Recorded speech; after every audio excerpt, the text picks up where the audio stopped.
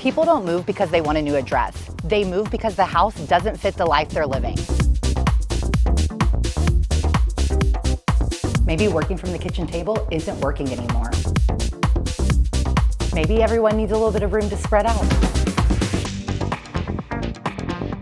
Maybe you're tired of climbing stairs every day to get to your bedrooms. Whatever the reason, it isn't about the square footage. It's about solving the problem that made you start looking for a home in the first place.